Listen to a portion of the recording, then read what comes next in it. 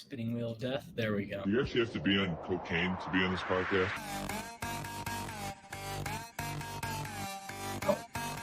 It's a great day to be a Wildcat! Cocaine?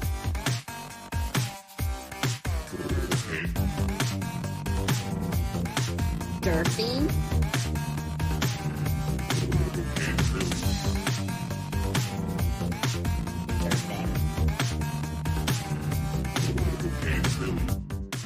What is up, everybody? You're listening to yet another edition of Cocaine Willie. I am your commissioner, Bob Trollsby, and as always, I'm joined by the good chef, Andre Napier. Tonight, we have a special guest. It's Mason Voth from K-State Online and On3. Just a quick little disclaimer for everybody. We are the official K-State podcast on the College Huddle. If you have not already, please subscribe to our YouTube channel. Check out the College Huddle as well. We'll share all the links to all that stuff when we hop off here. But Mason is with K-State Online, the official site covering all things recruiting and behind the scenes for K-State football, basketball, and everything in between. Mason, it is a pleasure to have you on. First-time guest tonight. Have you recovered officially from Big 12 Media Days in Las Vegas? Yeah, I think that was a pretty quick recovery process for me, at least in terms of how I actually felt. I guess there was some lingering effects over the weekend that I didn't really consider. Got back probably around a little after 11 o'clock on Thursday night. And then Friday, it was immediately like 6 a.m. Boom. I was in charge of watching my daughter again. And then I was playing in a golf tournament on Saturday. And the whole day, it was probably the worst I've played since my sophomore year of high school. And I was trying to think, like, what am I doing? Like, I was couldn't hit a driver to save my life, like tons of uncharacteristic shots. And I just, at the end of the day, I was like, maybe I'm just still so tired that like my swing is tired and I can't feel it or anything. So I think the effects kind of lingered there. And then I kind of made up for it. And then last night I was up till like 1:30 in the morning playing college football. So I kind of wrecked all of that. And I've had a pretty crappy day in terms of how I felt. So maybe I'll get back on track by Thursday of this week. We'll see. Probably a pretty productive day for you, though. If you spent most of it playing the game, you were in the game today. All of that brings me to I want to talk about Big 12 Media Days. Obviously, there was a change in venue, very different travel plans for most people as opposed to getting to Arlington, Texas. But you were also there at the same time as the USA men's basketball team and feet away from LeBron as it appeared. I guess just overall, what was the experience for Media Days like with it being in Sin City versus Arlington? And did you get to touch LeBron?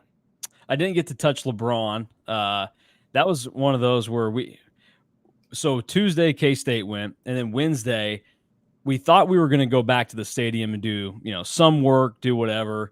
But then the shuttle schedule was so weird that it was like it left 7 to 10 a.m. and then it didn't leave to head back to the hotel and like till 4 to 7 p.m. It's like, well, we don't need to be there again for this long to hear from KU and Colorado and whoever else isn't going to win the league this year. And so we were like, well, we'll just do whatever work we need to from the hotel room that morning, and then we'll just kind of hang out. The Royals were going to play a doubleheader.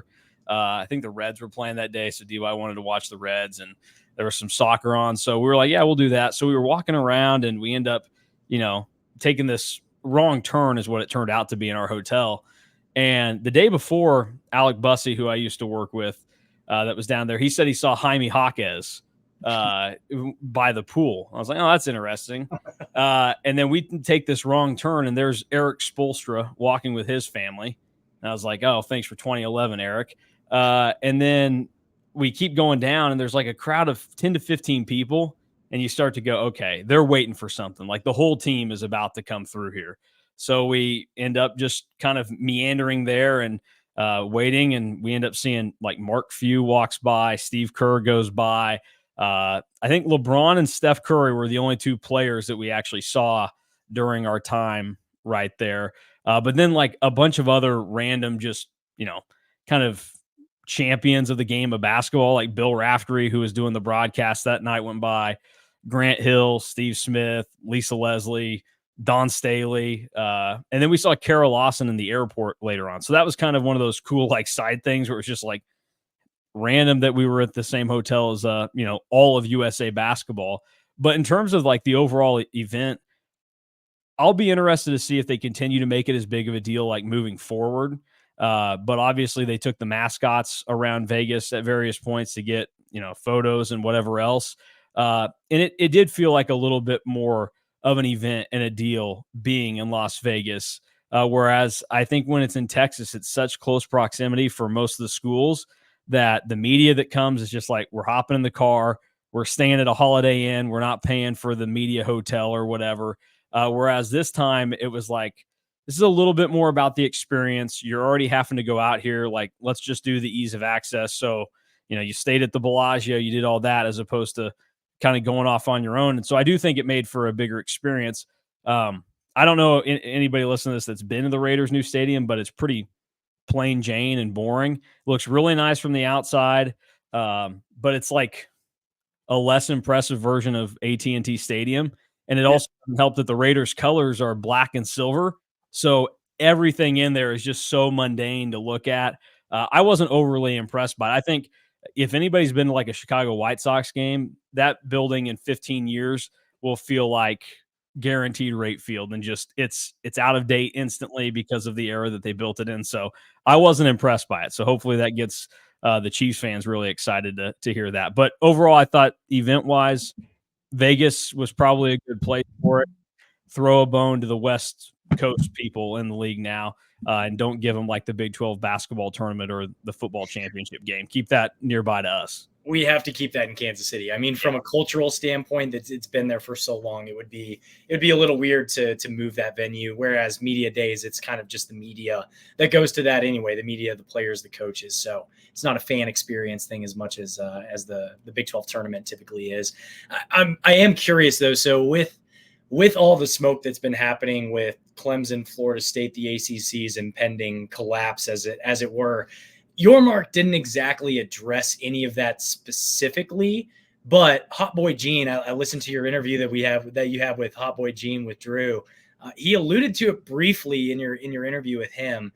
What, if any, kind of buzz was there around the venue at all about some of the smoke that was coming out of Tallahassee and Clemson last week and heading into this week, if at all? Maybe there was nothing. There wasn't like a ton just out there or whatever. I think if you heard it, it was probably like offhanded comments from people that would probably be in the know, but they don't obviously know exactly what's going to play out. It's just they know who Brett Yormark is and how he acts. And I think they all like what he's done for the Big 12, but they also will tell you we have to reel him in sometimes because he doesn't understand college athletics. He understands the business of it and how to get us seen and do all these things that are really positive and that we needed. But he also at times needs to be told, no, Brett, that's not what's happening. So I think they'll joke about it sometimes. And there will be answers and other notes given that maybe make sense, but really nothing that was like, hey, it's happening or this is a serious thing to consider right now. But like this goes back 3 years ago when there was not a single thought in anybody's head that was at Big 12 media that Texas and Oklahoma were going to leave. I mean, Bob Bowlesby said this is the most together that the league has ever been. And then, 2 days later, they said, see ya, we're out of here. And I mean, I know an Oklahoma radio guy really well. I was on a show that week down there, and like nothing was talked about with Texas and OU like that. He didn't even mention like, yeah, I think something big's about to happen, because if you know something like that, you're going to show it off to everybody. So it was pretty hush hush on that. I think that's how most of that goes. We probably won't hear anything until some more feet are held closer to the fire. And I think that's probably still, a few days, weeks, months away with how Clemson and Florida State handle their ACC situation. And speaking of, while you were down there and talking to Gene, he talked a little bit about the NIL and like the lawsuits and all this, impending doom basically on how we're going to be able to pay these players, back pay, all this noise. Where do you think like the NIL game is going and how teams are going to be able to handle it, specifically Kansas State? Like the $22 million, where are we getting that from? Well, I think that's why private equity stuff that came up however long ago was, considered. And I think that there are reservations by the college athletics people involved, whether that be ADs or school presidents or coaches or whoever has a say in an athletic department. But on the other end, like, they will admit, we may have to explore that. Like, we know we're going to need money. We want to stay competitive and be on this level. So I think that's one of those areas that they're going to explore. And I think at the end of the day, they're really just going to have to kind of keep plugging away and hoping that these schools that are having success with NIL right now can at least continue to produce enough to where the people that they go to get the NIL money from say, okay, this is a worthy investment. Like, I want to continue to see my school succeed at this level. We know that the SEC and the Big Ten is going to find that money pretty easily, but it's going to be on most of these Big 12 schools, most of the ACC schools, to try and continue to prove to all of these people that they are worthy of getting this money, and not only money that needs to go to NIL, but also money that needs to still go directly to the school's athletic department to fund everything that's in the mixer. So I think that they're going to look under every single rock and try to shake out, every cushion to find whatever they can. And I don't think right now any idea is a bad idea when it comes to trying to fund Big 12 and ACC schools. I got another question on that. Like, I'm so clueless. It's ridiculous. But how I think of it is like that $22 million is kind of like a base salary for all the players on the team. So the coaches right now, they're working with the collectives. So could those collectives still be, a part of it into the future to, like, basically have bonuses for other players? Like, your star players are going to get paid from the collective, while the rest of your roster is, just supplemented through the school. Yeah, I think that you're not going to go backwards with the NIL stuff. So it's just like you said, it's going to be a bonus on top of that. Like, if you want to, it's not going to be just enough to give out that pool of money there that will end up being there and giving it to, whoever you want to name, whatever 4 or 5 star recruit that you're trying to land. Like, we could use Coleman Hawkins, for example, because, some of this, the money doesn't have to go to football. Now, right. I think Gene talked about it and others have noted, like, a heavy percentage that probably would end up going to football. So how does it go? But like, Coleman Hawkins would be a guy that it would, stand to reason, whatever base that you have there to distribute, he is going to command more that's there. And so you're going to need that behind it to back it up. So I think these things, it's not just like, okay, this relationship is over, I'm on to this one now. You're going to have to kind of thread the needle here. Like, you're going to have to treat this like I did to Rivals when I was getting ready to move to On3. So that's how I would, you got to kind of play both sides right there. It's a little bit of a hostage situation. Yes. I am curious, though, and Chef, you brought this up when we were chatting about when we were going to have Mason on. How much influence do coaches have on this, or how much influence will coaches have on this? Because I know we have Clint Brown, who's doing kind of the director of roster management role for K-State football right now. Are other sports going to have some similar folks that are put in place to kind of determine some of that? And is he the one who's kind of coordinating between the collectives, the $22 million slush fund, and then the coaches to figure out who we want to allocate different stuff to? I guess I'm just curious, like, is that how things are going to work moving forward with like a director of roster management for every team? Yeah, I would assume so. I think that's probably like the coaches will have conversations with the people that they hire to kind of be in that GM role or whatever that kind of handles all that, and they can have some say, like, okay, this is how we want to try and allocate our resources, or when you're communicating with the collective, and because it's you can't technically do that, but everybody's doing it, so you got to work the channels properly. I think you're just going to have people that have to be in charge of that and treat it even more like professional sports with how it already is. And it's going to be more complicated than professional sports because, Patrick Mahomes is getting his money all from one place. He's getting it from the Kansas City Chiefs. When you're playing college athletics in the near future, it could be, okay, I'm getting this money from the school, so you have to have that negotiated with them. But then also I'm getting this money from the collective. you got to negotiate that with them. And then, hey, I'm getting this money from somebody that isn't associated with the collective because, I'm Lincoln Cure. I'm a 5-star. I get more money than Joe Blow 3-star. Yeah, that makes sense. That makes sense. And since we're on the subject of recruiting, I do want to talk a little bit about the 2025 high school class, because it's the first time in my lifetime that we've had a 5-star commit to Kansas State, especially since Rivals didn't exist prior to my lifetime. But just thinking a little bit more about K-State overall with this 2025 class, when you look at On3, it's still showing like 55th in the country overall. I guess just this is a little bit of a just a silly question, but like, how long is it going to take for On3 to add K-State offered this kid first, so it means more kind of something to their algorithm, data point to their algorithm, to where, because all of these kids are going to end up going up for the most part in their recruiting ranking, because some of these services haven't even had an opportunity to rank the kids yet or give them any kind of stars. So I guess I'm just curious, maybe explain for the audience, how does that rating system work, and why is K-State 55th, regardless of the fact that they're the only team outside the top 20 that has a 5-star commit right now? Are you asking for a Bama tax right now? Like, are you asking for the Bama bump to go on to K-State offering first now? Yeah, if we identified him first, it typically, CJ Stroud, right? Yeah. I think the K-State bump is probably a more real thing with other schools that see when offers go out, as opposed to I don't think the recruiting services have caught up to that yet. They should, though, because it's absolutely just a fact of life right now that how many times you see a kid that his first Power 5 offer, Power 4 now, is K-State, or number 2 is K-State. And then, you look, it's September, and that same kid now has 15 offers from Power 4 schools. Like, it happens pretty consistently. So I think it's one of those things that has to be taken into consideration.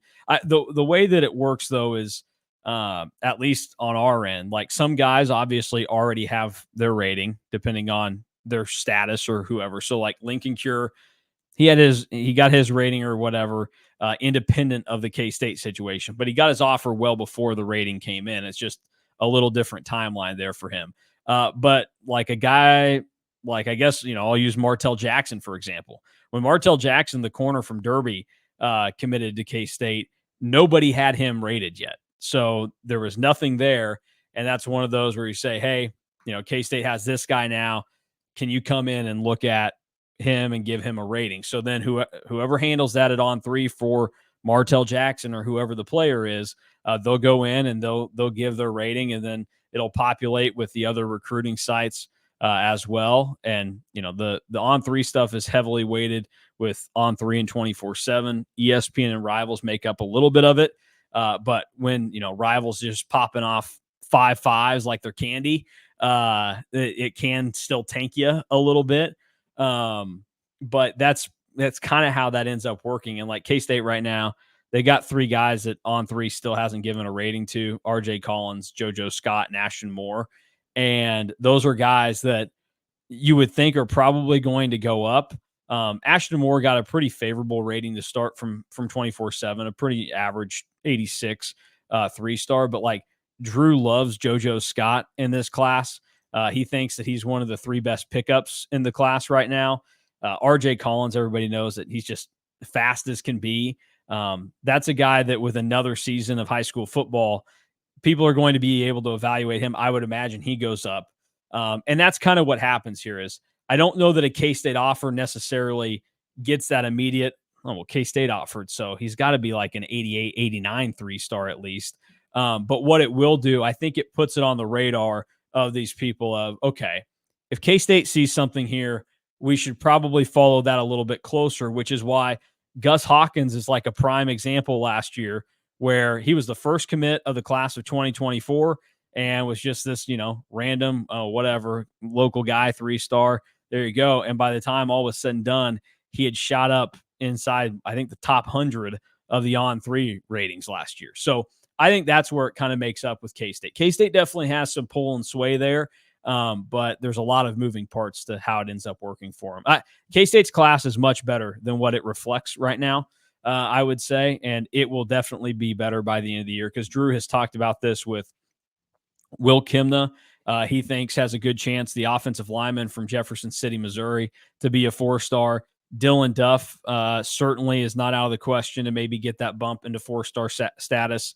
And then another thing to do, even if you don't trust some of the sites, is go through and just see how many different guys have at least 4-star status or better from at least one of the sites. Because that was the notable thing last year with the 2024 class, where I don't know what the total number ended up being, but at one point there were like 9 or 10 guys in the class that were at least a 4-star from somewhere. So in this class alone right now, 2025, obviously Lincoln Cure is a 5-star. 24/7 has him as a 5. On3 has him as a 4 still. And then you look, Brock Heath is a 4-star on On3 and ESPN. You can kind of go down the list. Adonis Moyes, the wide receiver from IMG, is also has 4-star status.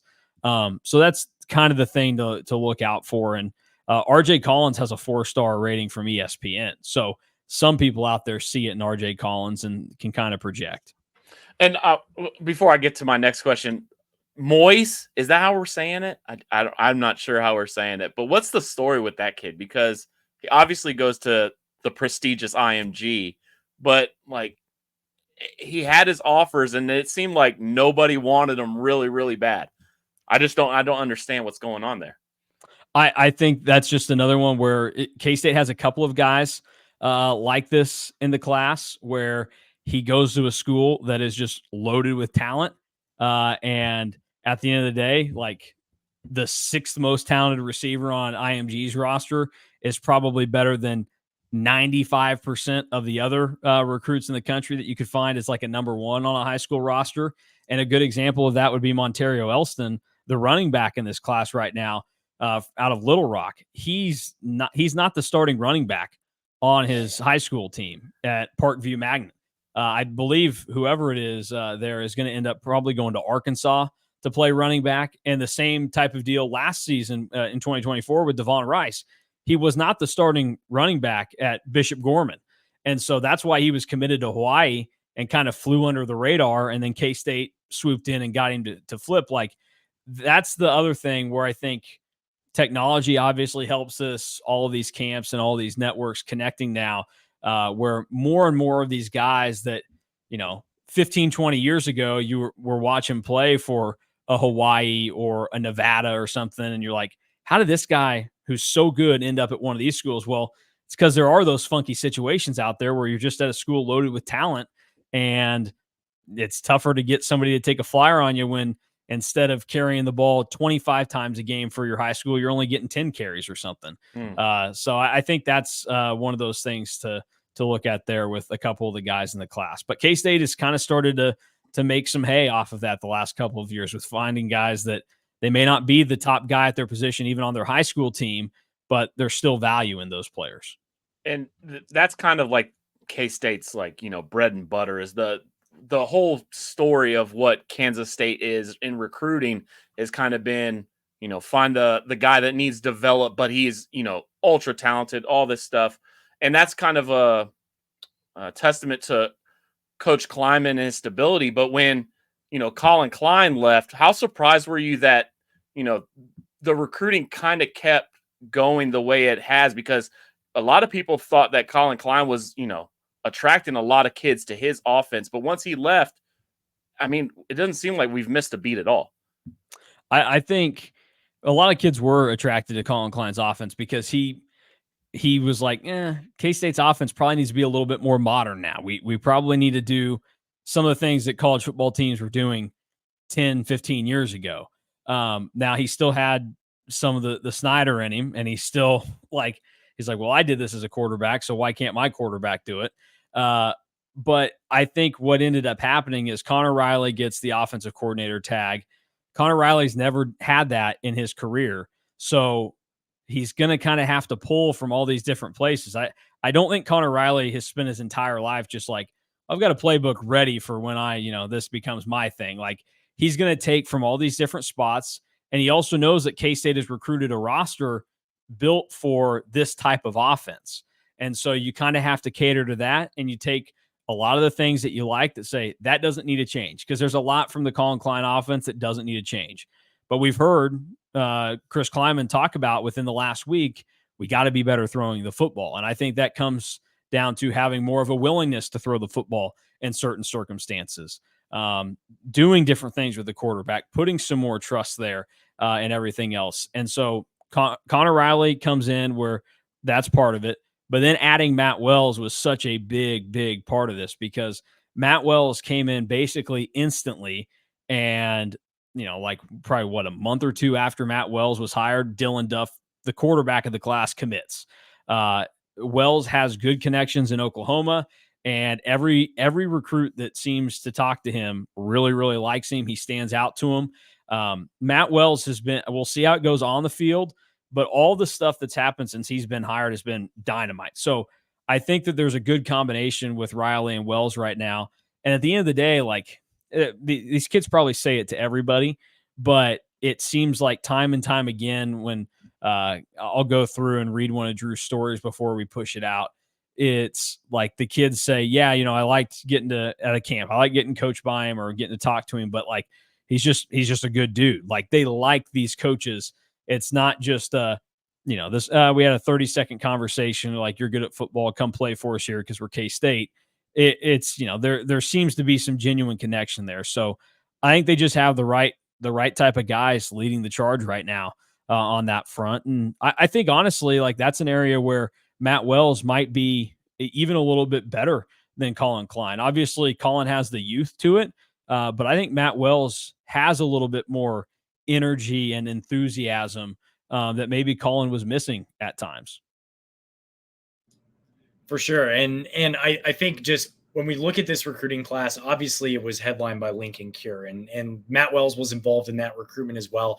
Correct me if I'm wrong. I think he was also on that golf round that they played at Colbert Hills with Avery and Chris Kleiman. But I think Lincoln wouldn't have committed after that if Matt Wells sucked personality wise. Yes. So you're going to get a good gauge on someone playing 9 or 18 with them. But looking at this class, and Lincoln Cure is the headliner, but there are multiple guys, like we've talked about, who they would have been the headliner of classes previous. They would have been the headliner of a lot of Snyder 2.0 classes, Snyder 1.0 even, and they would have been headliners of the first handful of climbing classes. So I guess I'm curious from just where you sit today, which of the would-be headline guys from some of those late Snyder, early climbing classes from this 2025 class aren't getting enough love from the fans right now? Maybe they are getting it, but because of their position and everything else, I think, like, if Lincoln Cure was out of the picture here, people would bring up Kimna and Heath, the 2 offensive linemen, a lot more. Number one, they have the status. They're 2 of the higher ranked guys in the class. And one of them is obviously an in-state guy with Brock Heath. But I just think, like, those are ones that people would be championing. And, like, if those were the top 2 guys in your class, you'd be pleading the case like, well, this is actually a really good, like, foundation for where things sit right now. The other guy that I think falls into that category is Montario Elston. I think there was almost unanimous approval across our message boards when Elston committed, and people were fired up. And now maybe it's the fact that they've seen really short running backs succeed at K-State in the past. And then there's another one on the roster right now that seems like he'll be pretty good in Dylan Edwards. But Montario Elston is a really exciting player and can do a lot of things to help him out. And then I'll trust Drew on this one. He's far better at this than I am, but like JoJo Scott is one of those guys where if you go and just watch some of his film, like, it just stands out, the plays that he makes. You can kind of see the athleticism and just how he kind of flies around. So I think those are probably the guys that in a previous Snyder class would have been like, oh, those are our guys. Those are our top dogs. Those are K-State 5 stars right now. They're maybe not national 5 stars, but there are 5 stars. They got the 5 gray stars for sure. Yes, they're still waiting on a couple of, to fill in the blanks. But when we get 5 gray stars, I'm not going to complain because I know eventually something's going to happen. And speaking of, well, he might not have been a 5 gray star, but back in like 2023, when we were fresh new on this podcast, I'm not going to say we poo-pooed Jack Fabris as a recruit, but I mean, some of us might have said that he only was here because his dad coached here. Yeah. And turns out he's probably seeing the field first out of all those freshmen that were in that class. So of the class that we have now, who's going to be the Jack Fabris? I mean, he might not even be signed yet or committed yet, but there's going to be eventually somebody that's going under the radar that's going to see the field and make us all look silly.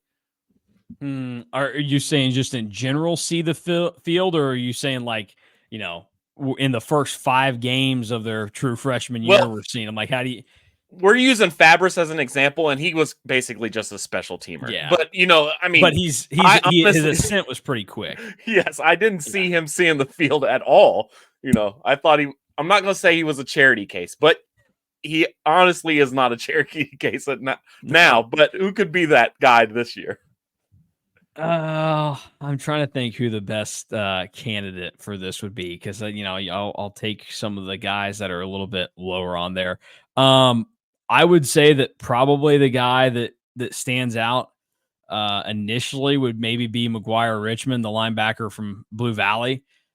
Just because, I mean, number one, it seems like every one of these guys defensively, when I've had Drew kind of break it down and give it to us, like, you can just kind of tell that these guys, not only can they play the game because they're really good athletes, but also they have the mental ability to play the game, which is such a big part about playing at K-State. Like, that's where you have to kind of squeeze in and win in the margins of recruiting, is finding the guys that, you need the physical ability, but you also need the mental ability. And that's why Jack Fabris shot up so quickly, is because he knows the game.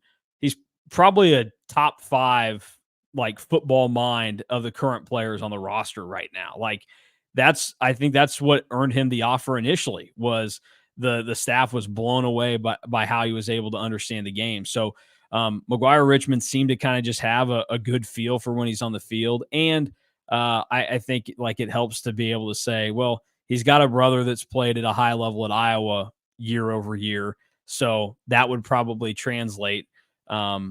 But there are a lot of guys that you could probably make the case in this class for. And then there are a lot of others where, like, you can say, that's just a standard 3-year waiting period before that guy is actually a contributor on the field. But once they get there, more and more we're getting to see a K-State class where you don't feel like immediately you have to say, okay, that guy is never going to play a snap of meaningful football at K-State. Where if you go back and look at, a class from 2017 or something, you're like, 3/4 of these guys wouldn't even be playing at Bethany College in the KCAC. What are they doing at K-State? Sorry to the Swedes. Shout out to Lindsborg, Kansas, Little Sweden. Pivoting a little bit to looking at the transfer portal, I do want to chat a little bit about what I thought was a really incredibly good haul for this coaching staff, bringing in the guys that they did from the transfer portal. Obviously, Dylan Edwards is, I would say, maybe the headliner, especially of the spring cycle. But there are a lot of guys like Dante Cephas who, when Dylan Edwards committed, I almost kind of forgotten about Dante Cephas by that point, because he had already been through spring ball. So looking at the portal, we brought in a ton of talent. We got some luxury pieces like Dylan, like Cephas, but we have some other good, talented guys that we brought in, like Easton Kilty, who I think might be flying under the radar a little bit for some folks. Which of the portal pickups do you think is going to have the biggest impact on the 2024 team, and why would you think that person's going to be like the guy with the biggest impact? Well, I think it's got to be Keen Bessert, the long snapper from Wisconsin. I think there's really a lot of guys in this class that would be able to, we're going to notice them immediately this year. You said, Dylan is there, but behind him, like, Easton Kilty was such a massive get for K-State to anchor the offensive line, where that was a pretty highly nationally recognized transfer from North Dakota. And that's a guy that comes into an offensive line where I've repeated this over the last few weeks, but there is talent in the offensive line room. I know that a lot of people kind of freak out a little bit and they're like, well, but these guys have never played. Well, that's because they had a lot of good offensive linemen in front of them. And so much of the offensive line, it's the only position group on the field where you actually have to play as a unit, a true unit. And while we could criticize certain guys that were in that starting five on the offensive line the last 2 years, at the end of the day, they were all familiar with each other and got along a majority of the time, to where, Cooper Beebe knew exactly what was going to happen with KT Leviston and Hayden Gillum and whoever else was on that offensive line with him. Like, they could work together. They knew that. So there was no reason to mess with that. The offensive line was never the reason why K-State won or lost a football game the last 2 seasons. Well, maybe they were the reason they won a couple of them, but they were never the true reason why they lost a game. So you had all this talent kind of waiting there. But Travis Bates comes in and he has the actual, playing experience to be out there and kind of help lead these guys that are going to be a little bit newer in that situation. So Kilty is up there. Cephas will be interesting just because he kind of seems to fall into the category of almost every K-State wide receiver right now, where you're like, well, in a perfect world, if everything goes right, he could be a really good receiver, but he's a receiver at K-State, and is he just going to be average and we're going to be wanting more? So I'll kind of leave him on the outside looking in of this conversation right now.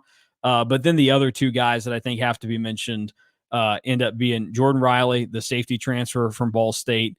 That's a guy that I think is going to be an instant impact type of player. It seems like over the last couple of years, K-State's just gotten repeated transfer DBs, and week 1 or 2, they're like, oh, that guy's already like the third best player on our defense. And then I think the other player to throw into the equation is Alec Marenko, the linebacker from New Mexico. At the time that K-State got him, he was one of the better players left in the portal, and it came at a position of need. And I think that you can look at some of the things that he did at New Mexico that they're going to translate to being able to play and help K-State in a big, big way this year. So those are the guys that I think are probably the most notable out of the portal. The other one that would probably deserve a mention is Travis Bates from Austin Peay. That's another one that was pretty highly regarded. But I think if I had to give you 3, it'd be Kilty, then Riley, and then Marenko for my candidates. Marenko's quads are out of control. I mean, the dude's got tree trunks for legs. We got a wrap-up question that I'm going to get to, but I have to ask this because I had a daydream today, and you probably don't know this. I mean, why would you? This is specifically kind of for like a player in locker room situations, but I was thinking about it because my day job, people only do it because they have to get paid. What percentage do you think of a locker room? Because you talk to these players after the game, and some of them seem distraught. Some of them just seem like they don't care. How many of the people in that locker room do you think actually enjoy playing football, or just do it just because they're God gifted? Like they have talent. They just keep doing it just because that's all they've done. I'm only laughing because we brought it up last week. This has nothing to do with the question, but you talked about like talking to players after the game. I thought it was going to go down a route where we, could talk about Will Howard and after the Oklahoma State game getting on DY when DY said, what are your immediate thoughts after the game? And Will Howard just goes, media thoughts? Like, DY was asking him for thoughts on the media right there. That makes us laugh quite a bit when we think about it. That's tough to probably put a number on. I feel like over the last couple of years, there's been a pretty high number of them that's really important to them. And it means a lot, not just, that, hey, I'm going out and winning football games for my team and I want to do this, but specifically at K-State, of guys that have seen the field, I'm trying to think of who I would throw in the category of like, I kind of have to do this because I'm good at it. I don't know. I think there's probably only like, if you wanted to go, 22 guys, offense, defense combined, and there's more than that, but you're probably looking at only a handful, 2, 3, 4 of every 20 guys on a roster, I bet, that are like that. I think especially at a place like K-State, like you're not getting very many of those guys who are like, yeah, I'm so gifted at the game of football, I have to go play it. That might be a little bit different at a place like Alabama or wherever, where half of those guys are walking around like, well, I'd actually rather be playing in the NBA right now, but I shoot 25% from the floor. So I guess I have to go be the second, defensive end taken off the board in the NFL draft, whatever. Kind of like Anthony Edwards, who was just like, I guess I'll be the number 1 pick in the NBA draft, but I would have rather have played football. I can really only think of one guy, and it's a guy that really likes to get turned. That's the only guy I can think of. So this is where my head was at when I thought of the question. I had a daydream about it. It's DJ Giddens on one side, like just literally not caring about anything. He just wants to go fishing, and then Chris Tennant. Chris Tennant probably really good at like kicking footballs, like way better than I could ever be, but he just does it because he's 6'5", like 240. He doesn't really want to be kicking footballs at all. Well, okay, well you're right. If we're talking like just kickers in football in general, probably 90% of them are like, I would rather be kicking a soccer ball than a football, but I'm not fast, so I can't play soccer. I guess I'll kick, the oblong ball. No, I couldn't speak to the Chris Tennant side of it. Plus, I'll probably get fired if I talk bad about him. That's DY's boy. Yeah. The DJ Giddens thing is interesting. I think that's just like I think he wants to. I think he wants it. I just think it's his personality that's like, it is my job to do this for these guys, And then once it's done, he's like, all right, I'll move on and do my own thing. He's the closest thing to Marshawn Lynch on the current K-State roster. No, he's the opposite of Marshawn Lynch. But from I'm just here so I don't get fined kind of standpoint. That specific moment, like if he didn't have to do media, I guarantee you he would not do media at all. He wasn't at Big 12 Media Days, and it seems like you would probably take him, but they're, that's probably one of those where they think he probably doesn't want to do it anyway. So why are we gonna, take him away from Tuttle Creek when he could be down there by the water or something? So, I don't think that he doesn't care about football, but I think he also is just a guy that he cares about other things too. And, everything's a priority to DJ Giddens. Get your 100 yards, get out and go fish. That's exactly how this question, that I wanted that question to go. So that was perfect. And then we're finishing off because I'm a total, I've been praising and, just thinking about college football 25, the release date for years now. Got some quick questions because I know you got the game. You just mentioned that you were playing it. Who's your dynasty team outside of K-State? I mean, who's your starter? Like, are you picking a 1-star and trying to build them up? What are we doing? I like to kind of go and just chuck the ball probably like 60 times a game at the worst possible school to start with. And then just as like the OC, so I'm not playing defense. I hated playing defense before, it was really hard to play defense in this new era of the game, which actually I like. It's more rewarding when you do things well. Like when you do something good on defense in Madden or now college football, like that makes it fun. Like defense is fun in that way. It's not fun when like, how the hell is Alan Bowman 17 of 19 passing against me? Like in 0 picks, really? So that would be happening. Whatever. But I am currently, I got one where it's the OC at Ball State. And so I don't care what your overall is. Whoever's the fastest quarterback is my quarterback. Yeah. So I, immediately, I think I swapped one guy out and we got a new guy in there. So I'm just going to throw the ball around, see who we can beat, and wherever it gets me. I don't really have a goal with it. It's just, kind of working along, and then that way I can experience as many different teams as I can in that. But there's really no rhyme or reason. I'm not as into it as some people are. Maybe I'll get there one day, but my main focus is always like the K-State dynasty and just rolling along with that because I'm weird like that. MLB The Show, every single year that it comes out, I play 162 games with the Royals, and I play every single game, no simulating, none of that. I go all the way through. I mean, I'm a sick person in terms of how I play that game, but that's how I do it. I don't do anything else on the game. Which, by the way, can we talk about the brother-in-law? What was the deal with the brother-in-law last night? Throwing the pitches to Bobby Witt. Oh, Run Derby. it was bad. It was not good for somebody that put 10 hard-earned dollars on Bobby to win that thing. Oh, So, God, no. yeah, that was not I mean, good. they were good odds, though. They were good odds, though. Yeah, and then I had Gabe Swartz, who I worked with at Emo Online, text me. He's like, I don't know. I think he got screwed out of a home run there. Did they not count one? And I'm like, oh, maybe we got a chance, but we did not have a chance. Yeah, it was bad. I did. David Sampson, the former president of the Marlins, he on his podcast today, he basically went and was like, it's time to just put pitching machines out there. Like, set it to the speed that these guys want, put it at the location they want, and let's go. Like, we don't need this thing to be ruined by ground balls to the opposite side of the field, which is true. So yeah, that was bad. You can't go sentimental in the home run derby unless, it's a dad that he's just got years of practice of putting that ball where it needs to go. If only he had a dad who pitched in the majors. I know. Yeah. What a wild thought. Man, do you think Bobby's dad was dead or something with the way he started that? Yeah, I was like, hold on. What does he know that I don't? I mean, yeah, get a pitching machine out there, put a cowboy hat on it since it's in Arlington, and let it ride.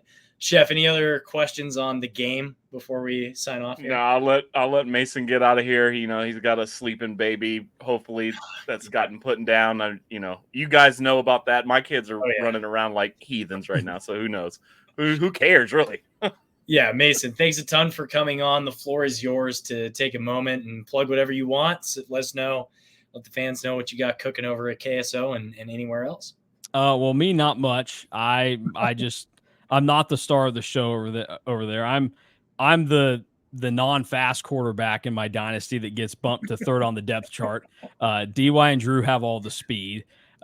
So they're really the stars of the show. But yeah, K-State Online over at On3. Drew and DY do a lot of great work. I ride their coattails and occasionally do some things. But I help usher them towards, some new mediums to get themselves out there a little bit more, try and get them out of their shells a little bit, especially Drew. So it's been fun getting to do a lot with him. So the KSO YouTube is a great way to introduce yourself to KSO because it's free. You can subscribe there, do all that. But I'm not really big on please go subscribe, like, comment, blah, blah, blah, all that stuff. It's not how I do it. So maybe I'm bad at my job in that way, but I've never been a good ass kisser or whatever. So, you can go subscribe if you want to. I'd prefer if you did, it would help. But I'm not going to beg you to do it. You can do whatever you want. It's good stuff though. So you would probably rather have it whenever it came available to you. That's really it. I mean, you can follow me on Twitter at @TheRealMasonV. Transparency. I gave my handle when I was 12 years old. And that was the big thing that all the athletes were doing at the time. So Shaq used to be the real Shaq. I was like, well, I guess I'm the real Mason V. It looks really cheesy and stupid now, especially when, angry Nebraska fans are on me about Tominaga. But, I'll step in it every once in a while on Twitter, just like everybody else. That's all right. So. You're also not the only person who still does that because you've got not the fake SVP for Scott Van Pelt. He's still riding with that after. It's even more creative than the real. I admire him going not the fake on that one. So. Yeah, so you can follow Mason at @TheRealMasonV. You can find all the K-State Online stuff on YouTube and on3.com. If you're not a subscriber, do it. It's where we get a lot of the inside scoop that we're kind of this is interesting stuff here. But that's going to do it for us today. For next week's show, just a heads up for everybody, we will be going live once again on playback.tv. We're going to be doing a watch along of the Streak Breaker 2008 K-State versus KU men's basketball game in Bramlage Coliseum, featuring Michael Beasley, Bill Walker, Jacob Pullen, and the rest of the crew there. So if you haven't yet, visit playback.tv/Cocaine Willie, create an account, and join our room there. For all of us here at Cocaine Willie, thanks for listening and watching. Be sure to check out the College Huddle as well at thecollegehuddle.com and follow on social media at College Huddle. Articles, podcasts. We did a ranking of power rankings of Big 12 head coaches with Robbie Triano from SiriusXM Big 12 Radio. Rest in peace, SiriusXM Big 12 Radio. So you'll find that kind of stuff on their social media as well. You can also follow our show at Cocaine Willie on all of the media, and you can follow us individually. I'm at Bob Trollsby. Chef is at Chef Andre Napier, and Fireball Matt is at Matt Marchesini. Chef. Cocaine's a hell of a drug, baby. We are all coke and no joke. Wildcat country. Let's fucking ride. And